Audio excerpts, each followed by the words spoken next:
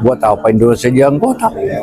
Kalau ini saya tidak bisa diatasi oleh BOPIS itu. Jusuf Kala desak RI tagih janji damai Donald Trump, berpihaklah ke Iran.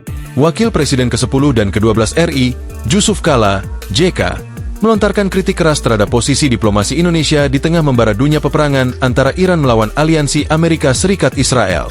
JK menyoroti urgensi keanggotaan Indonesia dalam Board of Peace, BOP, organisasi bentukan Presiden AS Donald Trump, yang dinilainya gagal membendung eskalasi militer sejak serangan 28 Februari lalu.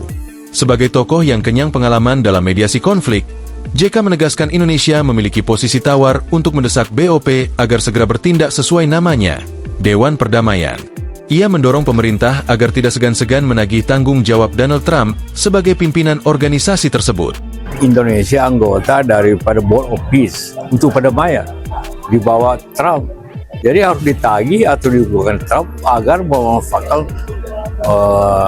Board of Peace ini untuk mengatasi kericuan ini semua, perang ini. Ujar JK sebagaimana dilansir Kompas TV, Minggu, 8 Maret 2026. JK memberikan ultimatum moral. Jika organisasi ini justru membiarkan agresi terus berlangsung tanpa solusi damai, maka Indonesia tidak lagi memiliki alasan logis untuk tetap bertahan di dalamnya. Kalau tidak bisa ya buat apa Indonesia jadi anggota?